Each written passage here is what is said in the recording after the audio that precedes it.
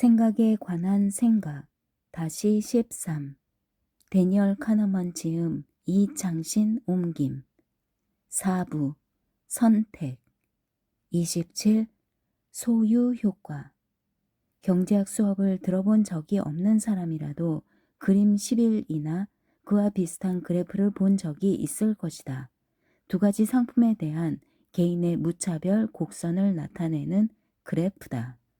경제학 개론 수업에서 학생들은 이 곡선 위의 검은 소득과 휴가 일수의 특정 조합을 나타낸다고 배운다. 무차별 곡선은 만족도가 동등한, 즉 효용이 같은 두 재화의 조합을 연결한다. 만약 소득이 얼마든 휴가가 며칠이든 간에 추가 소득이 생긴다면 일정한 가격에 휴가를 얼마든지 판매하겠다면 무차별 곡선은 평행선이 된다. 그렇지 않고 곡선이 아래로 볼록한 이유는 한계 효용 체감 때문이다. 여가가 많을수록 추가로 생기는 여가 일수에 관심이 적어져서 이후에 추가되는 하루는 그 전 하루보다 가치가 떨어진다는 이야기다. 마찬가지로 소득이 많을수록 추가로 생기는 소득에 관심이 적어지고 휴가를 하루 더 얻기 위해 기꺼이 포기하는 액수는 더 늘어난다. 무차별 곡선 위의 모든 점은 끌리는 정도가 같다. 무차별의 의미도 바로 그것이다. 무차별 곡선에서 어디에 놓이든 상관없다. A와 B가 하나의 무차별 곡선에 있다면 A를 택하든 B를 택하든 상관이 없으며 A에서 B로 옮길 때 또는 B에서 A로 옮길 때 인센티브가 필요치 않다. 지난 100여 년간의 경제 교과서에는 여러 형태의 무차별 곡선이 빠지지 않고 실렸고 학생 수백만 명이 이 곡선을 눈여겨보았다. 그러나 이 곡선에서 빠진 것을 발견한 학생은 거의 없었다. 여기서도 학생과 학자들은 우아한 이론의 막강한 힘에 눈이 어두워져서 심각한 결함을 보지 못했다. 이 곡선에 빠진 것은 개인의 현재 소득과 여가다. 월급을 받는 사람이라면 고용 조건에 월급과 휴가 일수가 명시되고 이는 무차별 곡선에서 한 점으로 표시된다. 이 점이 내 준거점이고 현재 상태인데 무차별 곡선은 그 점을 표시하지 않는다. 그러다 보니 무차별 곡선을 사용하는 이론가들은 사람들에게 준거점은 문제되지 않는다는 그릇된 믿음을 심어주게 된다. 하지만 지금쯤이면 독자들은 준거점이 문제가 된다는 것을 알고도 남는다. 이 역시 베르누이 오류다. 무차별 곡선은 암묵적으로 어떤 순간이든 효용은 전적으로 현재 상황에 따라 결정될 뿐 과거와는 무관하다고 단정하는 셈이며 결국 앞으로 하게 될 업무를 따져볼 때 현재의 업무 조건은 상관이 없다고 단정하는 꼴이다. 이 경우를 비롯해 많은 경우에 대단히 비현실적인 단정이다. 준거점의 중요성이 명백한 경우를 자주 보는데도 무차별 곡선에 준거점이 빠졌다는 것은 맹목적 이론 추종의 놀라운 사례다. 노사 협상에서도 기존 계약 조건을 준거점 삼아 서로 양보를 요구하는 것은 노사 양측이 잘 아는 사실이다. 그리고 흥정에서 양보를 하면 손실 회피 성향 탓에 마음이 착잡해진다. 준거점의 역할은 사람들이 개인적으로도 많이 경험한다. 직업이나 거주지를 바꾸면 또는 바꾸려고 생각만 해도 새로운 직업이나 거주지의 특징이 지금과 비교해 플러스 또는 마이너스라고 생각되던 때가 있을 것이다.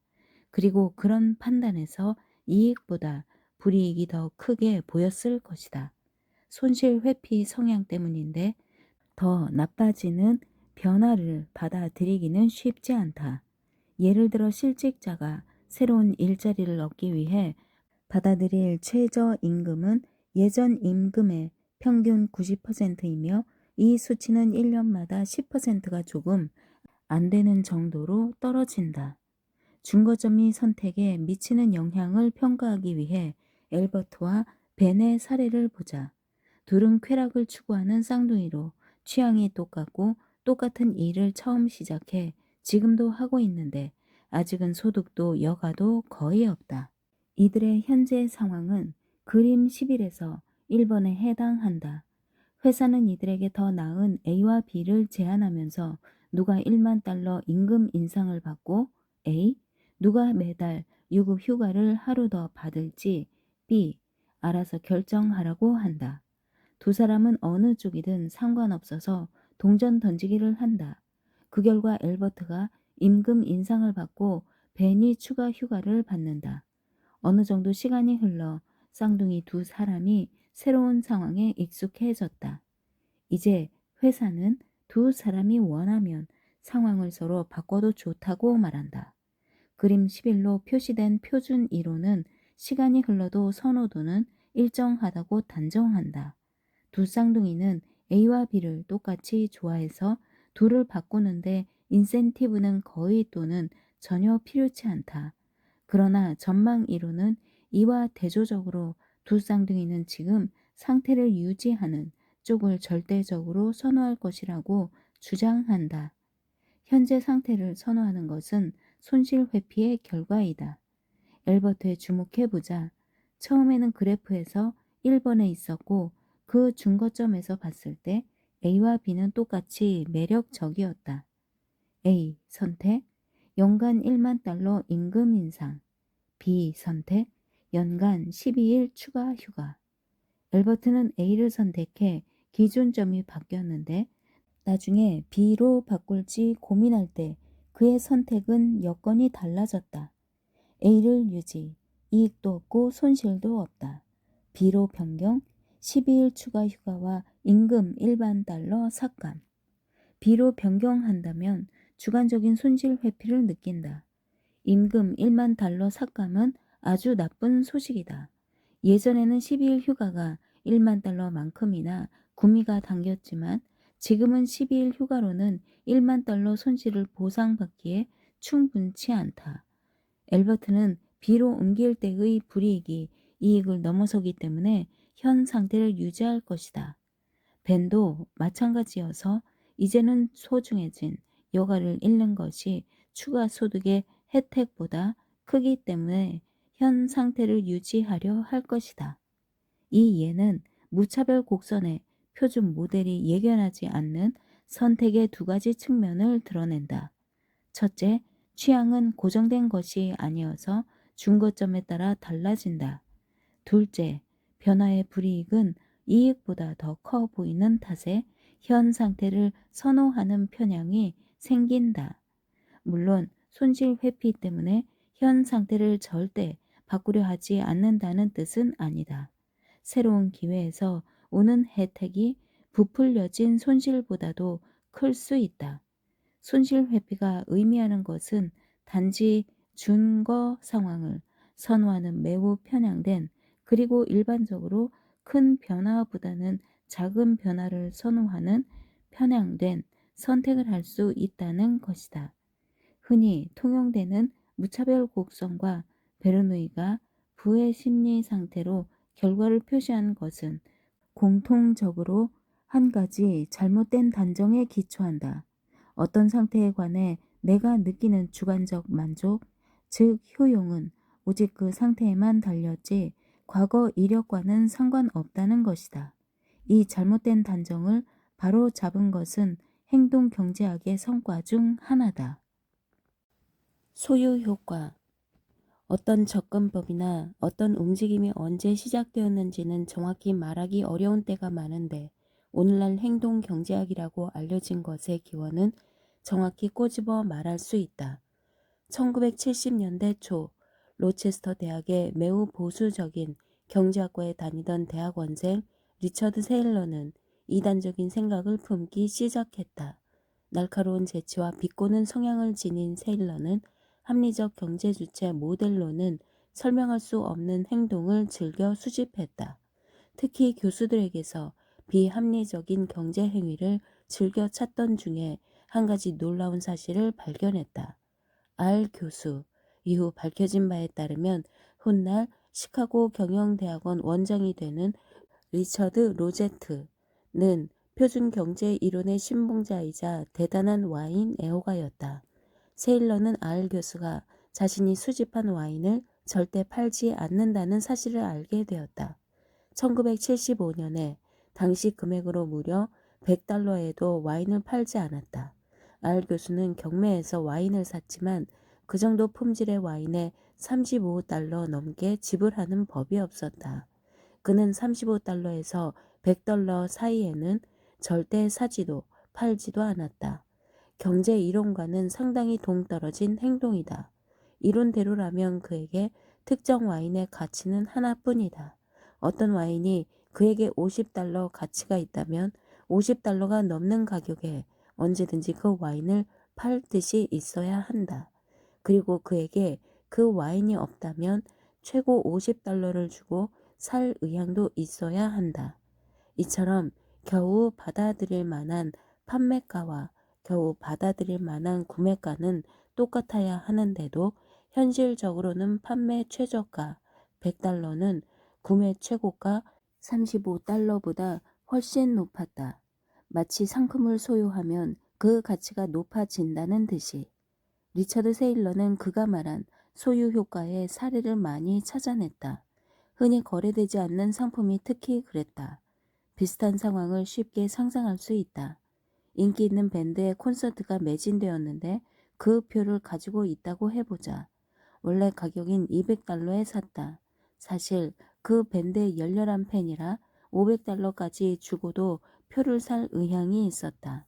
그런데 인터넷을 보니 나보다 더 부자거나 더 열성적인 팬들이 3,000달러를 주고도 표를 사려고 한다. 그렇다면 가지고 있는 표를 팔까? 팬들은 대부분 매진된 콘서트의 표를 팔지 않는다.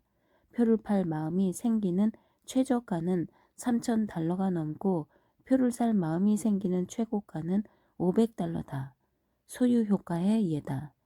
기본적인 경제 이론을 믿는 사람이라면 어리둥절할 것이다. 세일러는 이런 종류의 수수께끼를 해명할 근거를 찾고 있었다. 그러던 중 그가 어느 학회에서 예전에 우리 제자를 만나 전망 이론 초고를 얻었을 때 드디어 기회가 찾아왔다. 그는 원고를 상당히 흥미롭게 읽었다며 원고를 보는 순간 전망 이론의 손실 회피 가치 함수라면 소유 효과와 그가 수집한 다른 수수께끼를 설명할 수 있겠다는 생각이 들었다고 했다. 그러니까 알 교수가 특정한 와인을 한 병 소유한 상태에 유일무이한 하나의 효용이 있다는 틀에 박힌 생각을 포기하는 것이 해법이었다. 전망 이론에 따르면 와인을 흔쾌히 사거나 팔 의향은 준거점, 즉 교수가 와인을 지금 소유했느냐 소유하지 않았느냐에 달렸다. 와인을 소유했다면 와인을 포기하는 고통을 고려한다. 와인을 소유하지 않았다면 와인을 얻는 기쁨을 고려한다. 두 가지 가치는 손실 회피 때문에 동일하지 않았다. 좋은 와인을 포기할 때의 고통은 같은 정도로 좋은 와인을 얻을 때의 기쁨보다 더 크다. 26장에 나온 손실과 이 그래프를 기억해보라. 함수의 기울기는 부정적인 영역에서 더 가파르다. 손실에 대한 반응이 그와 상응하는 이익에 대한 반응보다 더 크다는 뜻이다. 이것이 세일러가 찾던 소유 효과의 설명이었다. 그리고 경제 문제에 전망 이론을 처음 적용한 때의 일은 행동경제학 발달의 획기적인 사건이 아니었나 싶다. 세일러는 아모스와 내가 스탠퍼드 대학에 머물 것이라는 사실을 알고 일정을 조정해 그곳에서 1년을 머물렀다. 우리는 이 시기를 매우 생산적으로 보냈고 서로에게 많은 것을 배우면서 친구가 되었다. 7년 뒤에 그와 나는 다시 1년 동안 함께 지낼 기회가 생겨 심리학과 경제학 대화를 이어갔다. 오랫동안 행동경제학의 주된 후원처였던 러셀 세이지 재단은 세일러에게 이후에도 몇 차례 이어질 보조금을 처음 지급하면서 밴쿠버에서 1년 동안 나와 함께 지낼 수 있게 해주었다. 그 해에 우리는 이 지역 경제학자 잭 네치와 긴밀히 협력하며 연구했다. 우리는 공통적으로 소유 효과, 경제 공정성 규칙, 그리고 매운 중국 음식에 큰 관심이 있었다. 우리 연구는 소유 효과가 보편적이지 않다는 사실에서 출발했다. 5달러 지폐를 1달러 지폐로 바꿔달라는 요청을 받으면 손해본다는 생각 없이 1달러짜리 5장을 내준다. 신발을 살 때도 손실 회피 성향은 별로 없다. 돈을 받고 신발을 포기하는 상인도 손실이라는 느낌은 받지 않는다. 상인의 관점에서 보면 그가 건네주는 신발은 고객에게서 받아내려는 돈의 성가신 대용품일 뿐이다. 고객도 상인에게 돈을 지불하면서 손실이라고 생각하지 않는다. 그가 쥐고 있던 돈은 사고자 했던 신발의 대용품이기 때문이다. 이런 일상적 거래는 5달러 지폐를 1달러 지폐로 바꾸는 것과 근본적으로 다르지 않다. 일상적 상품 거래에서는 양측 모두 손실 회피가 없다.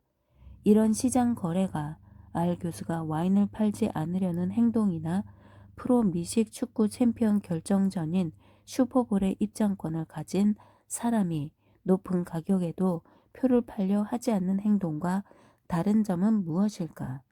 두드러진 차이는 상인이 고객에게 파는 신발과 고객이 신발을 사려고 지불하는 돈은 모두 교환을 위해 소유한다는 점이다.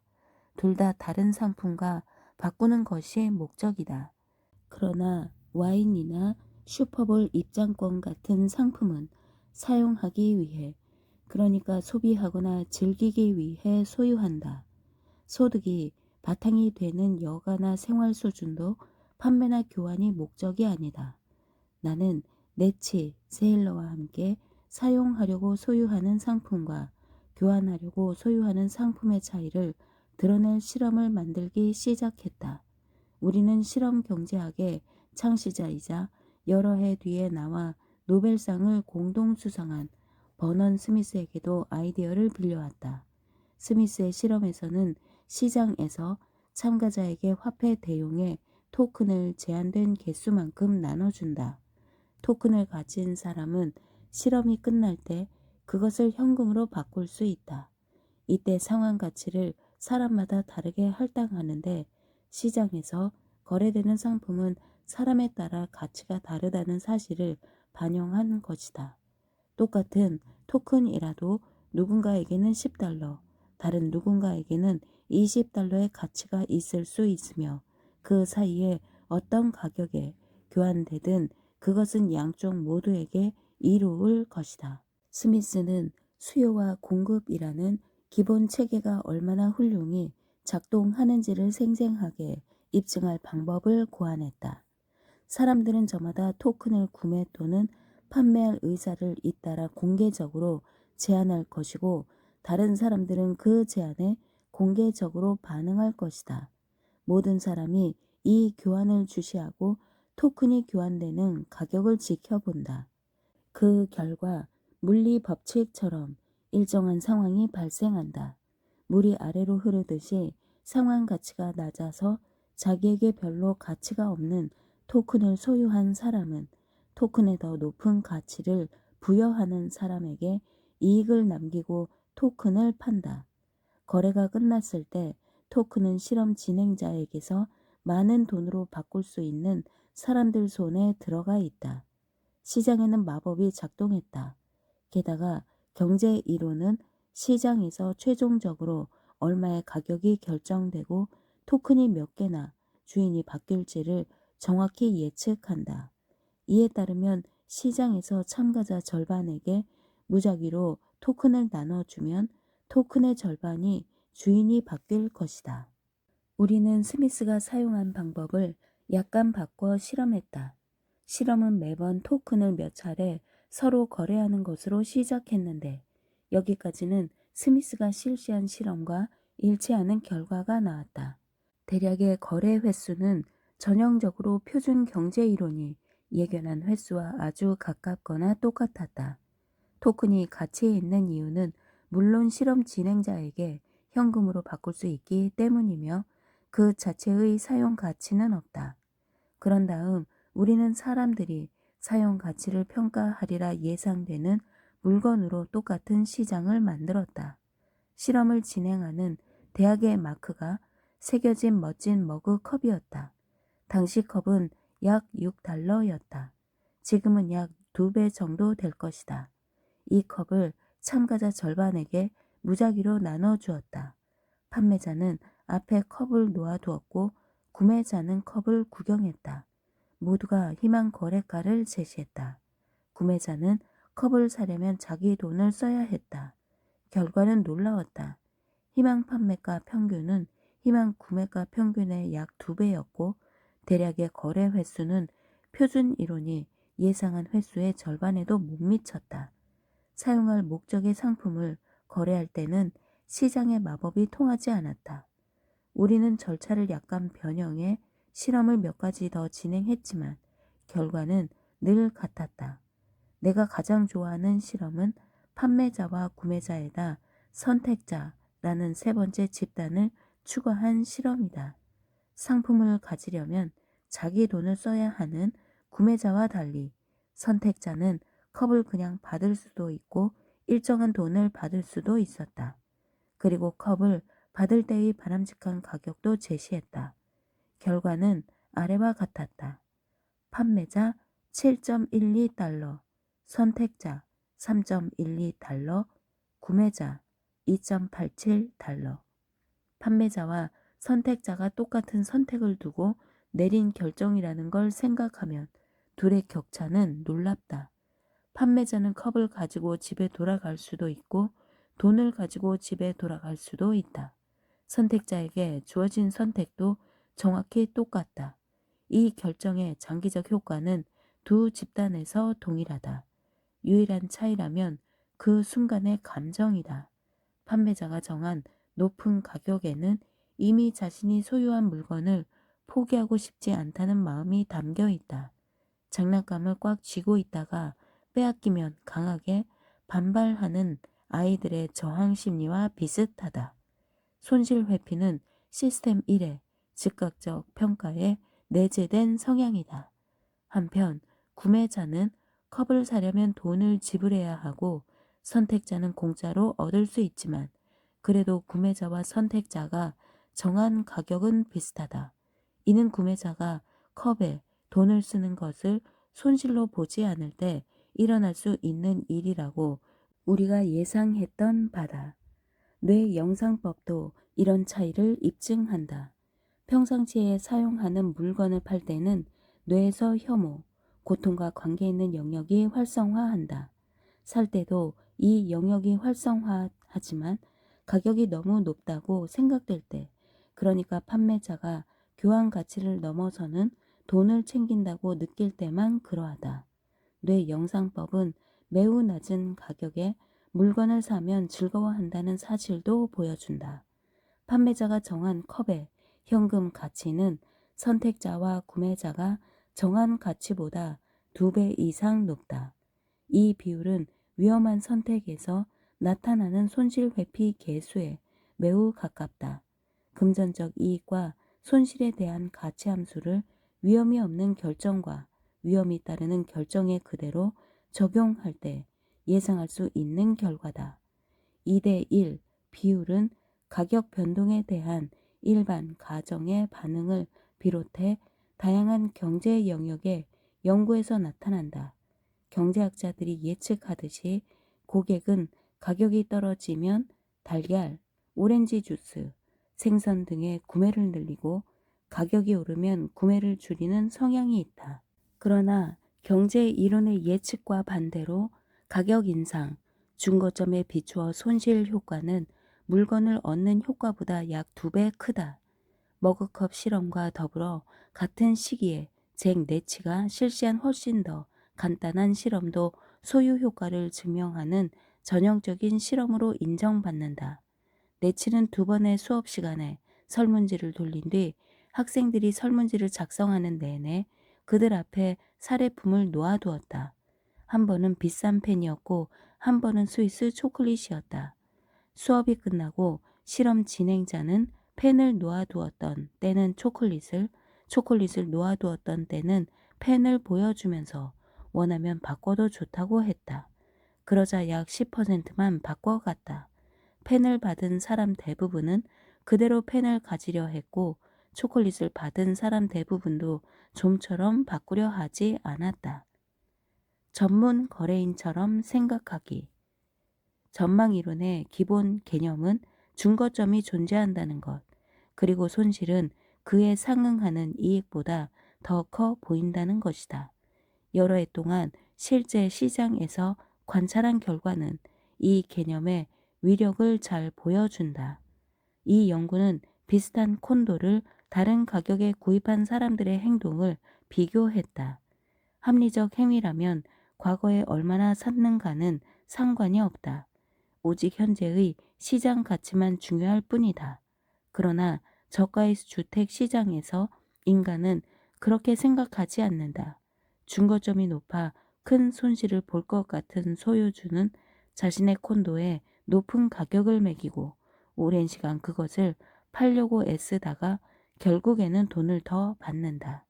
중거점과 손실 회피 개념을 처음 받아들일 때는 판매가와 구매가의 비대칭성, 더 이해하기 쉽게 말하면 판매와 선택의 비대칭성, 증명이 매우 중요했다. 그러나 중거점은 불안정하다는 점, 특히 실험실이라는 평범하지 않은 환경에서는 더욱 불안정하다는 점, 그리고 중거점을 바꾸면 소유 효과를 제거할 수 있다는 점은 이제 어렵지 않게 이해할 수 있다. 보통의 상업 거래나 금융시장에서 흔히 그러하듯 소유주가 자기 물건을 미래에 교환할 가치의 매개체로 본다면 소유 효과는 나타나지 않는다. 야구 카드 거래를 연구한 실험 경제학자 존 리스트가 발견한 바에 따르면 거래 초보자는 자기가 소유한 카드를 내놓으려 하지 않았지만 거래 경험이 쌓일수록 그런 성향이 사라졌다. 더 놀라운 점은 새로운 물건을 소유했을 때 거래 경험이 소유 효과에 미치는 영향이 크다는 것이다. 리스트는 야구 카드 거래소에 간단한 설문조사에 참여해달라는 공고를 덧붙였다. 참여한 사람에게는 가치가 같은 머그컵과 초콜릿 중에 하나를 선물로 주겠다고 했다. 선물은 무작위로 나눠 주었다. 설문 참여자들이 떠날 때 리스트는 한 사람 한 사람에게 이렇게 말했다. 머그컵 또는 초콜릿을 드렸는데 원하시면 초콜릿 또는 머그컵으로 바꾸셔도 좋습니다. 잭 네치의 실험을 그대로 본뜬 이 실험에서 거래 경험이 적은 사람 중에서는 18%만이 선물을 기꺼이 바꾸려 했다. 반면에 거래 경험이 많은 사람들은 소유 효과를 거의 보이지 않아 무려 48%나 바꿔갔다. 이들은 적어도 거래가 일상적인 시장에서만큼은 거래에 거리낌이 없었다. 잭 네치가 실시한 또 다른 실험에서는 상황을 미세하게 바꿔도 소유 효과가 사라졌다. 참가자들은 자기가 가진 물건을 거래해도 좋다는 말을 듣기 전에 한동안 그 물건을 실제로 소유했을 때만 소유 효과를 보였다. 보통의 경제학자라면 네치가 심리학자들과 너무 오랜 시간을 함께 보냈다고 말하고 싶을지도 모르겠다. 그가 여러 가지로 변형해 실시한 실험에서 사회 심리학자들이 중요하다고 추측하는 변수들에 대한 관심이 드러났기 때문이다. 사실 실험 경제학자들과 심리학자들 사이의 방법론적 관심의 차이는 현재도 진행 중인 소유 효과 토론에서 명백히 드러났다. 거래 베테랑은 질문을 정확히 던지는 법을 터득한 게 분명하다. 이를테면 이런 식이다. 나는 가질 수 있는 다른 물건을 포기하면서까지 저 컵을 얼마나 갖고 싶은가? 이 콘의 질문이 그런 식이다. 그리고 그런 질문을 던질 때 소유 효과는 사라진다. 물건을 얻는 기쁨과 그것을 포기하는 고통 사이의 비대칭성은 이 질문과 무관하기 때문이다. 최근에 연구된 빈곤 상태의 결정 심리에 따르면 빈곤층도 소유 효과가 나타나지 않는 집단이다. 전망 이론에서 가난은 자신의 중거점을 밑도는 삶이다. 가난한 사람은 필요한 물건도 잘 형편이 안 될 수 있어서 언제나 상실감을 느낀다. 따라서 이들이 받는 적은 돈은 이익이 아니라 줄어든 손실로 인식된다. 이 돈은 중거점을 향해 조금 올라가는데 도움이 되지만 가난한 사람은 항상 가치 함수에서 가파른 부분에 머물러 있다. 가난한 사람도 전문 거래인처럼 생각하지만 역동성은 사뭇 다르다. 가난한 사람은 전문 거래인과 달리 얻는 것과 포기하는 것의 차이에 무심하지 않다. 문제는 가난한 사람의 선택은 언제나 여러 손실 사이의 선택이란 것이다. 한 가지 상품에 지출한 돈은 대신 구입할 수도 있었던 다른 물건의 손실이다. 가난한 사람에게 비용은 곧 손실이다. 우리는 지출이 고통인 사람들을 잘 알고 있다. 객관적으로 꽤 잘 사는 사람도 그럴 수 있다. 돈을 대하는 태도에서 문화 차이가 드러날 때도 있다. 특히 대학 마크가 새겨진 머그컵처럼 꼭 필요하지 않은 사소한 물건이나 충동 구매에 돈을 쓸 때는 더욱 그러하다. 이런 차이는 미국과 영국에서 실시한 머그컵 연구 결과가 크게 다른 이유를 설명해 줄지도 모른다. 미국 학생들을 대상으로 실시한 실험에서는 구매가와 판매가가 크게 벌어졌지만 영국 학생들 사이에서는 그 격차가 훨씬 적었다. 소유 효과는 아직도 연구할 점이 많다. 소유 효과와 관련한 말들. 그는 사무실 두 곳 중 하나를 고르라는 말에 다 좋다고 했는데 막상 사무실이 결정되고 하루가 지나자 사무실을 바꾸려 하지 않았다.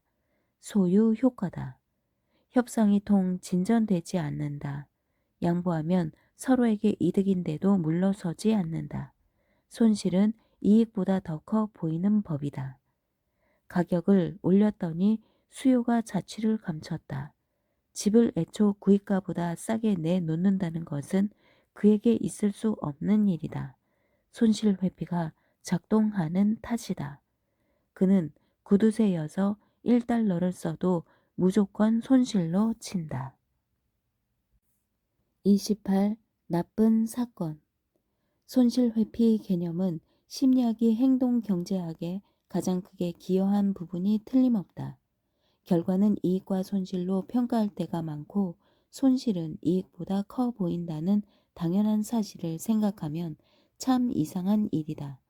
아모스와 나는 우리가 할머니들도 잘 아는 주제를 연구하고 있다고 농담 삼아 말하곤 했다.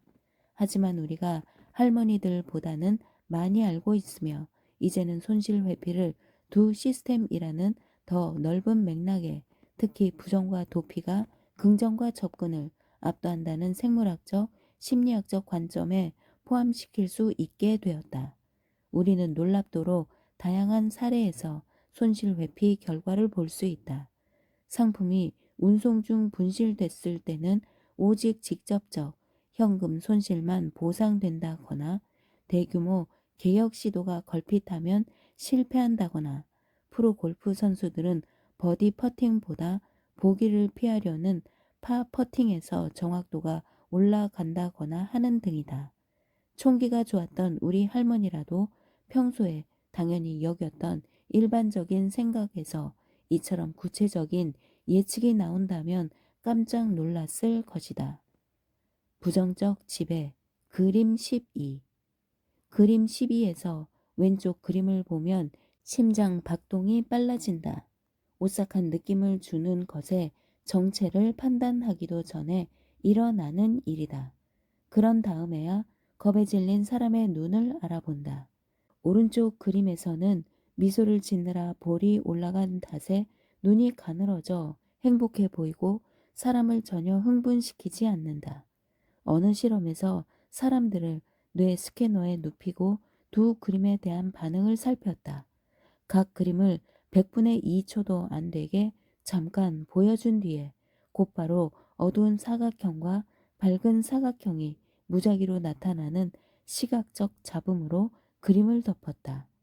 그림을 본 사람 중에 누구도 눈 그림을 봤다는 사실을 의식하지 못했지만 뇌의 한 부분은 분명히 인식했다.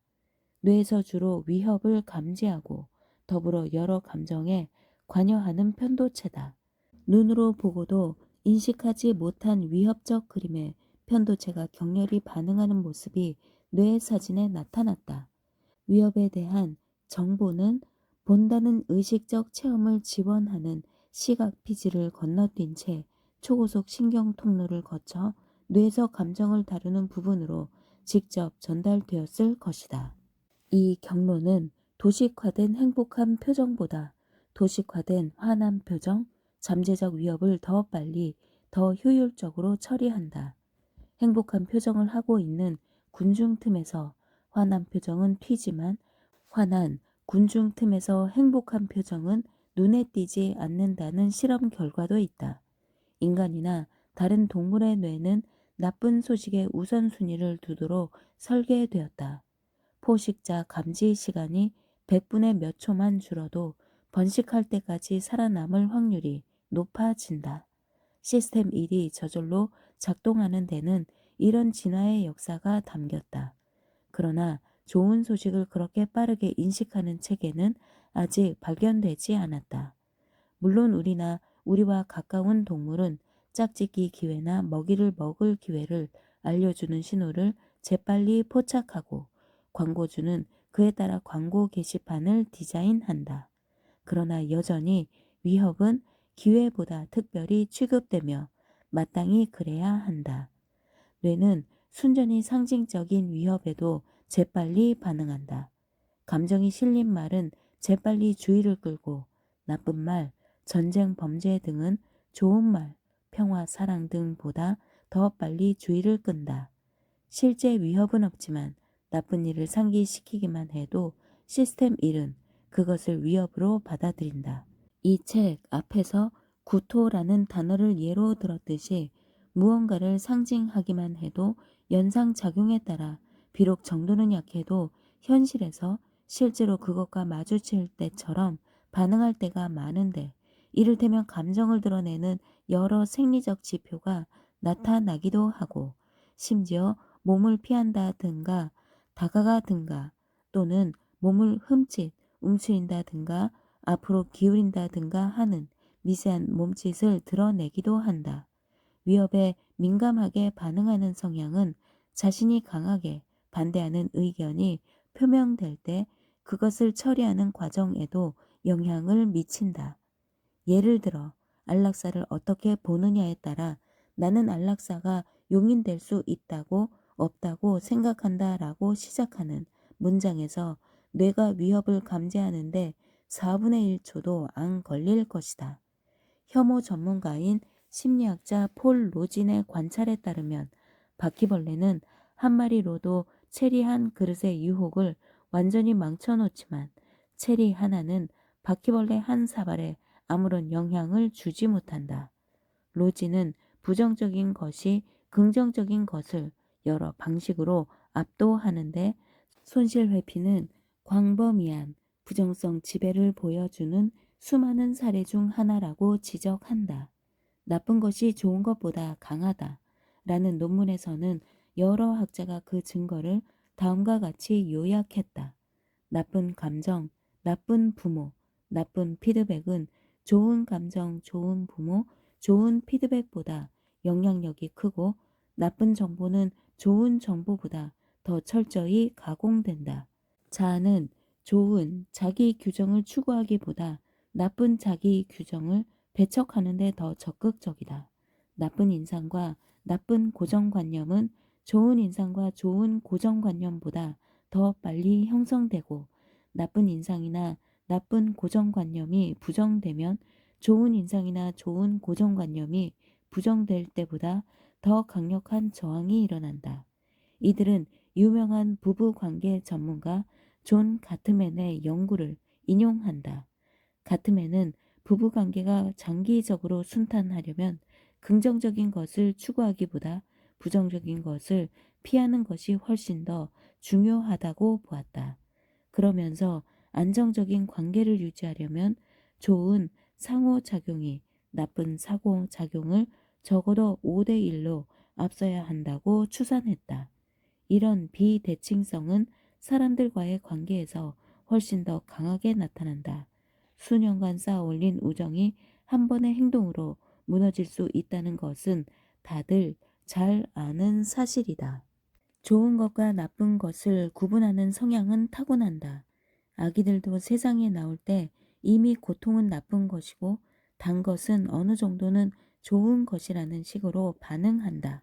그러나 많은 경우 좋은 것과 나쁜 것의 경계는 시간이 흐르면서 변하고 그때그때 상황에 따라 달라지는 중거점이다. 추운 밤에 시골에 갔다가 옷도 제대로 챙겨 입지 못한 채로 폭우를 만나 옷이 흠뻑 젖었다고 상상해 보자. 거기다 칼바람까지 불어 더없이 비참하다. 그런데 주변을 서성이다 피난처가 될 만한 큰 바위를 발견한다. 생물학자 미셸 카바냐크는 그 순간의 경험을 극도로 유쾌한 경험이라고 부르곤 했다. 쾌락이 흔히 그렇듯이 주변 상황을 생물학적으로 의미 있게 개선하기 때문이다. 물론 이 유쾌한 안도감은 오래 지속되지 않을 테고 곧 바위 뒤에서 다시 떨면서 새로운 고통을 느끼며 더 나은 피난처를 찾아 나설 것이다. 목표가 되는 중거점. 손실 회피는 두 가지 동기의 상대적 크기와 관련이 있다. 다시 말해 우리는 이익 달성보다 손실 회피 성향이 강하다. 이때 중거점은 현 상황일 때도 있지만 미래의 목표일 때도 있다. 목표를 달성하지 않으면 손실이고 목표를 넘어서면 이익이다. 부정성 지배에서 예상할 수 있듯이 두 가지 동기의 위력은 다른데 목표 달성 실패 회피는 목표 초과 달성 욕구보다 훨씬 강하다. 사람들이 정하는 단기 목표에는 달성하려고 애쓰지만 초과할 필요는 못 느끼는 것도 종종 있다. 이런 목표는 일단 달성하면 열심히 노력하지 않기 쉬운데 그러다 보니 경제 논리에 어긋나는 결과가 나온다. 한 예로 뉴욕 택시 기사들은 월간 또는 연간 소득 목표가 있을 수 있지만 그들의 노력을 좌우하는 목표는 대개 그날 하루의 수입이다.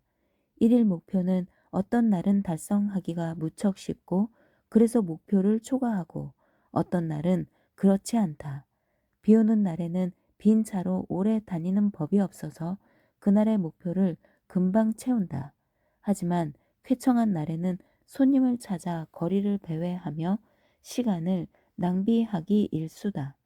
경제학 논리대로라면 택시기사들은 비 오는 날에는 여러 시간 일하고 낮은 가격에 여가를 구매할 수 있는 맑은 날에는 여가를 즐겨야 맞다. 그러나 손실 회피 논리는 반대다. 고정된 하루 목표가 있는 기사들은 손님이 적을 때는 더 많은 시간을 일하고 비에 흠뻑 젖은 손님이 어디론가 가자고 호소할 때는 집에 일찍 들어갈 것이다. 펜실베니아 대학의 경제학자 데빈 포프와 모리스 슈바이처는 골프의 파가 중거점의 완벽한 사례라고 평가했다. 골프 코스에는 홀마다 타수가 있다. 파의 수는 뛰어난 수준이 아닌 괜찮은 수준의 기준을 제시한다. 프로골프 선수라면 버디, 파보다 1타 적을 때는 이익이고 보기, 파보다 1타 많을 때는 손실이다. 경제학자들은 골프 선수가 홀 가까이 왔을 때 마주할 상황 두 가지를 비교했다. 보기를 피하는 퍼팅, 버디를 잡는 퍼팅. 골프에서는 모든 타가 중요하지만 특히 프로 골프에서는 모든 타가 대단히 중요하다. 그러나 전망 이론에서는 타 중에서도 특히 중요한 타가 있다. 이를테면 파를 달성하지 못하면 손실이지만 버디를 놓치면 손실이 아니라 놓친 이익이다. 포프와 슈바이처는 손실 회피 성향을 기초로 선수들은 버디 퍼팅을 할 때보다 보기를 피하려는 파 퍼팅을 할 때 좀 더 공을 들일 것이라고 추론했다. 이들은 250만 개 이상의 퍼팅을 정밀 분석해 이 예측을 점검했다. 분석 결과 이들이 옳았다. 퍼팅이 쉽든 어렵든 홀에서 얼마나 떨어져 있든 선수들은 버디 퍼팅보다 파 퍼팅을 할 때 성공 확률이 높았다. 보기를 피하려는 파 퍼팅과 버디 퍼팅의 성공률 차이는 3.6%였다. 사소한 수준은 아니다. 이들의 연구 대상에는 타이거 우즈도 끼어 있었다. 그는 전성기 때 버디 퍼팅도 파 퍼팅만큼이나 잘 해냈다. 한타로도 평균 토너먼트 점수가 올라가고 수입은 시즌당 거의 100만 달러가 올라갈 수도 있었다. 이런 맹렬한 기세의 선수라면 의식적으로 버디 퍼팅을 게을리할 리 없지만 보기를 극도로 회피하다 보면 당장의 퍼팅에 유독 집중하는 게 아닐까 싶다. 퍼팅 연구는 이론상의 개념이 생각의 보조 도구로 얼마나 유용한지 잘 보여준다. 여러 달에 걸쳐 파와 버디 퍼팅을 분석하는 것이 가치가 있으리라고 어느 누가 생각했겠는가. 일부 경제학자를 제외하고는 누구도 놀라지 않을 손실 회피 개념에서 정확하고 반직관적인 가설이 나왔고 여기서 프로 골프 선수를 비롯해 모두가 깜짝 놀랄 사실이 발견되었다. 현상 유지 손실 회피 동기와 이익 획득 동기의 크기가 비대칭인 경우를 찾아보기로 마음 먹는다면 도처에서 그 예를 찾을 수 있다. 협상할 때 특히 기존 계약을 재협상할 때면 늘 나타나는 특징이며 노사 협상 그리고 무역이나 군비 제한을 다루는 국제 토론에서도 흔히 나타난다. 기존 조건이 중거점이 되고 협상에서 제한된 변화는 한쪽이 다른 쪽을 위해 양보한 것으로 보인다. 손실 회피 탓에 비대칭성이 생기고 이 때문에 타협이 어려워진다. 상대가 내게 양보한 것은 내게는 이익이지만 상대에게는 손실이다. 따라서 상대는 내게 기쁨을 준 것보다 더 큰 고통을 맛본다. 그러다 보니 상대는 그 양보에 나보다 더 높은 가치를 둔다. 물론 상대가 내게 요구한 양보도 내게는 대단히 고통스러운데 상대가 그것에 매긴 가치는 충분치 않아 보인다. 줄어든 파일을 두고 협상을 벌일 때는 특히 어렵다. 손실을 나눠야 하기 때문이다. 반면에 더 커진 파일을 두고 흥정을 벌일 때 사람들은 훨씬 더 느긋해지는 성향이 있다. 협상을 벌이는 사람들이 흥정을 하면서 주고받는 메시지 중에 상당수는 중거점을 전달하고 상대 측의 기준점을 제시하려는 시도다. 그러나 그 메시지가 늘 진심은 아니다. 협상하는 사람들은 흔히 어떤 물건에 강한 애착이 있는 듯 행세하지만 군비 축소를 두고 흥정할 때 특정 유형의 미사일의 애착을 보이는 등 사실 그 물건은 협상 카드이며 궁극적으로는 교환해서 그 물건을 넘겨줄 것이다. 이들은 상호 이익이라는 규범에 영향을 받기 때문에 고통스러운 양보를 제시할 때는 상대에게도 똑같이 고통스러운 그리고 어쩌면 똑같이 가짜인 양보를 요구한다. 사람을 포함해 동물은 이익을 얻을 때보다 손실을 막을 때 더 열심히 싸운다. 텃세를 부리는 동물의 세계에서 이 원칙은 애초의 주인이 성공하는 이유를 말해준다. 이 상황을 관찰한 어느 생물학자는 이렇게 말한다. 어떤 영역을 점령한 동물이 경쟁자의 도전을 받으면 거의 항상 주인이 이긴다. 그것도 대개는 몇 초 안에. 인간 세계에서도 기관이 자체 개혁을 시도할 때, 회사가 조직 개편과 구조 조정을 실시할 때, 그리고 관료 체제를 합리적으로 개선하거나 세법을 간소화하거나 의료비를 줄이려 할 때 일어나는 많은 일도 그와 똑같은 간단한 원칙으로 설명할 수 있다. 처음부터 예상되는 일이지만 개혁 계획을 세우고 전반적인 개선 작업을 진행하다 보면 거의 항상 다수에게 이익이 돌아가고 소수에게 불이익이 돌아가게 마련이다. 그러나 불이익을 받는 쪽이 정치적 영향력이 조금이라도 있다면 이익을 받는 쪽보다 더 적극적이고 단호하게 행동할 것이고, 그러다 보니 결과가 그들에게 이롭게 편향되어 애초 계획보다 비용은 많이 들고 효과는 떨어진다. 모든 개혁에는 현재 이해 당사자를 보호하는 조부 조항, 새 법령을 적용할 때 이전 관련자들은 제외하는 조항이 들어간다.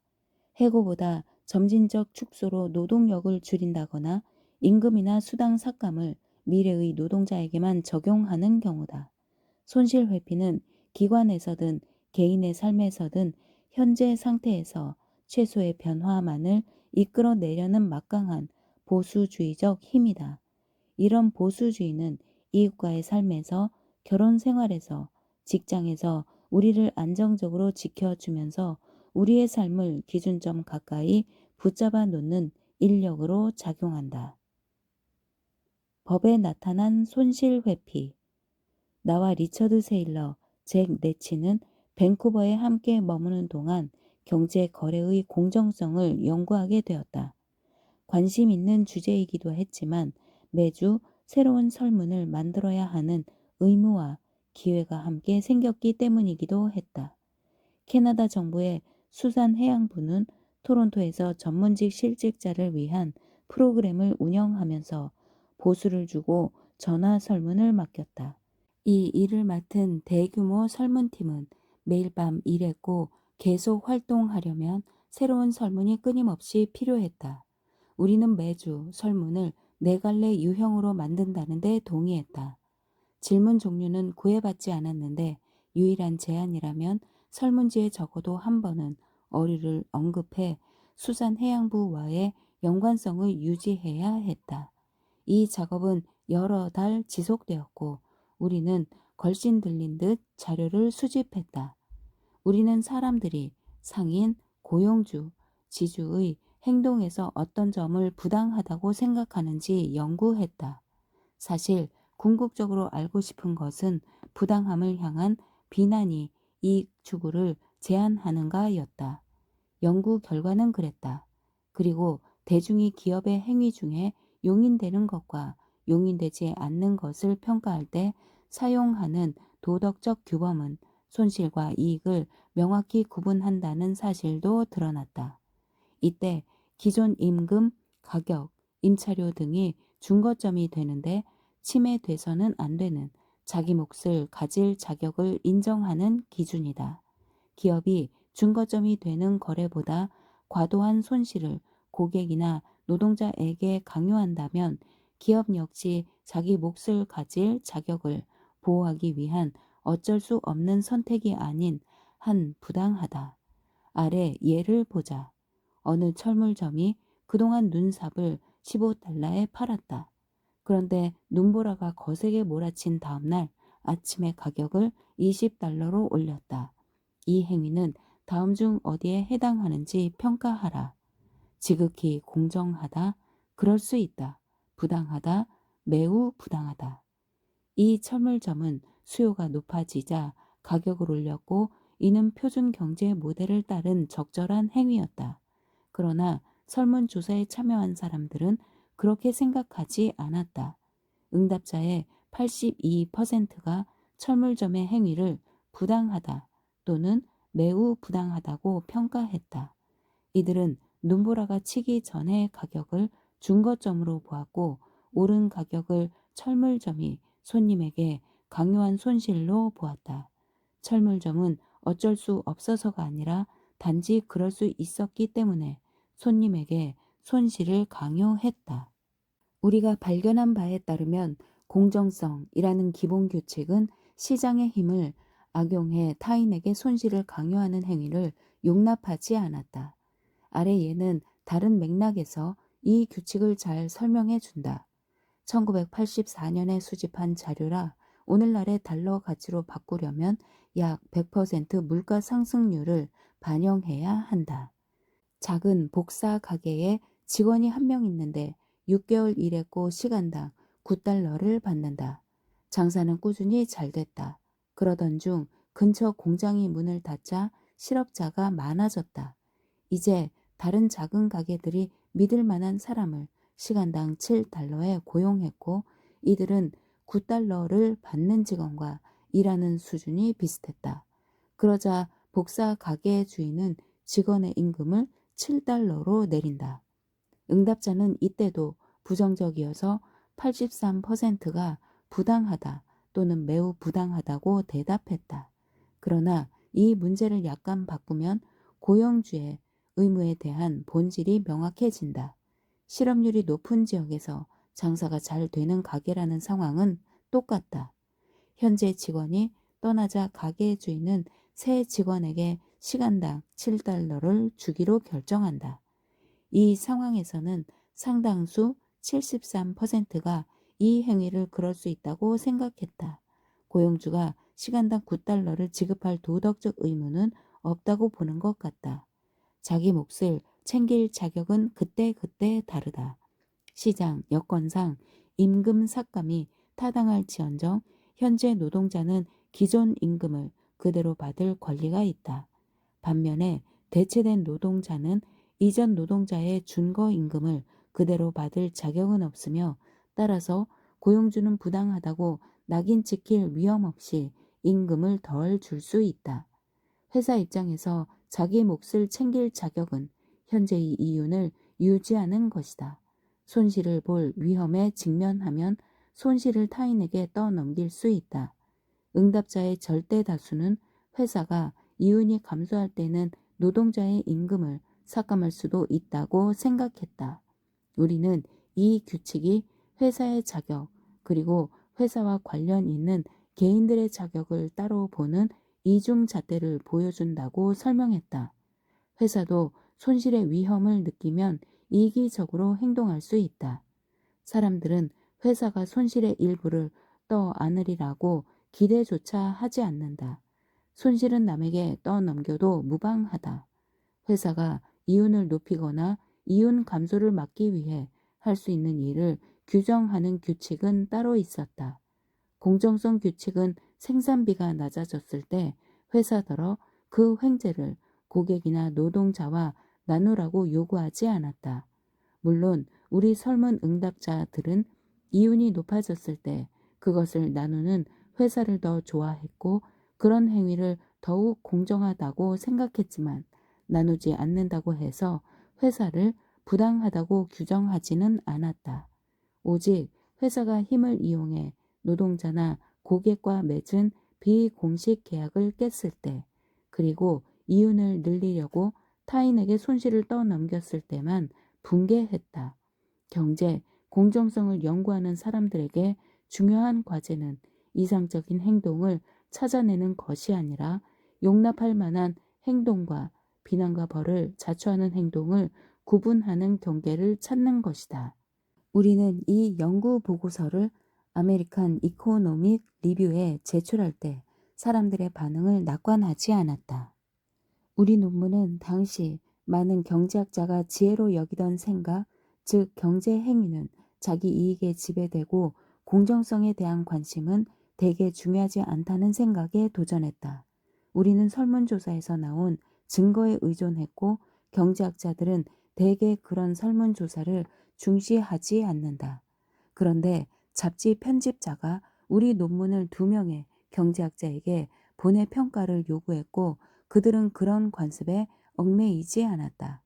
그들이 누구인지는 나중에 알게 되었는데 그 편집자가 찾아낼 수 있는 가장 우호적인 사람이었다. 편집자의 조치는 적절했다.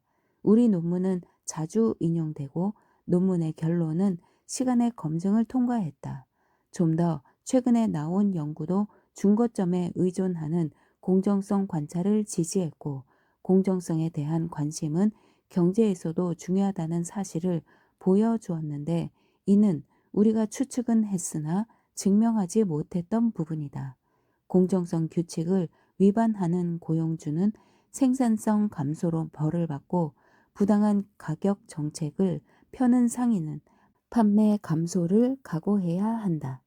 사람들이 광고 전단을 보면서 최근에 비싸게 산 물건을 같은 판매자가 지금은 더 싸게 팔고 있다는 사실을 알았다면 이후에 그 판매자에게 물건을 구입하는 경우가 15% 줄었는데 고객 한 명당 평균 $90 손실이었다.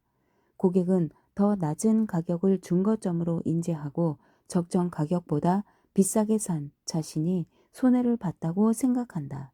이때의 손실은 광고 전단에서 낮은 가격을 보고 물건을 더 많이 사서 얻은 이익보다 훨씬 커 보였다. 부당한 손실의 피해자가 보복할 수 있는 위치에 있다면 부당하게 손실을 입힌 행위는 위험할 수 있다. 게다가 실험 결과 사람들은 부당한 행위를 목격하면 그 일이 자신과 관련 없어도 해당 행위를 처벌하는데 곧잘 동참했다. 신경경제학자, 경제학의 뇌 연구를 접목한 학자들은 자기 공명 영상 기계로 자기도 모르는 누군가에게 부당하게 행동한 사람을 처벌하는 데 개입한 사람의 뇌를 살펴보았다. 그러자 놀랍게도 이타적 처벌을 할 때면 뇌의 쾌락 중추 활동이 활발해졌다.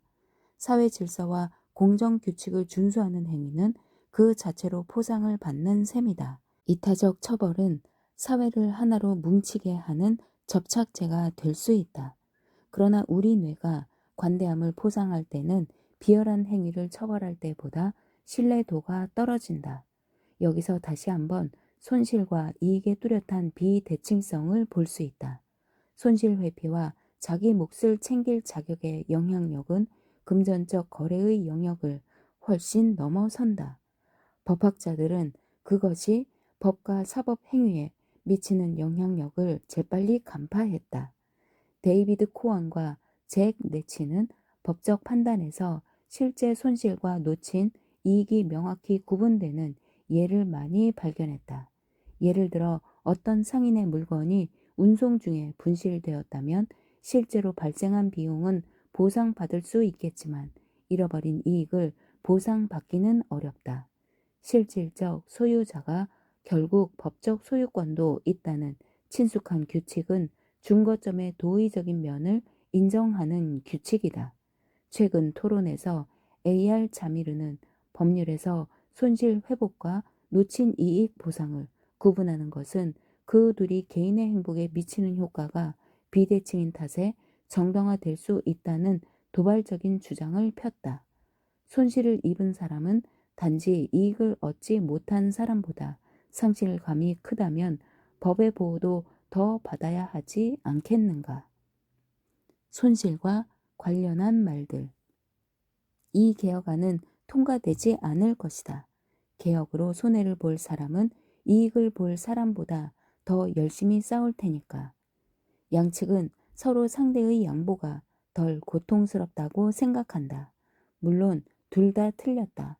그것은 손실의 비대칭성에서 생긴 오해일 뿐이다.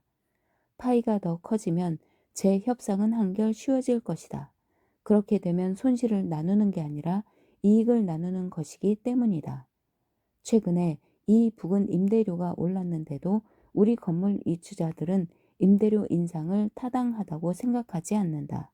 그들은 현재 조건을 그대로 유지할 자격이 있다고 느낀다. 우리 고객은 가격 급등에 분개하지 않는다. 원가 상승을 알기 때문이다. 내가 이윤을 남길 권리가 있다는 것을 그들도 인정한다.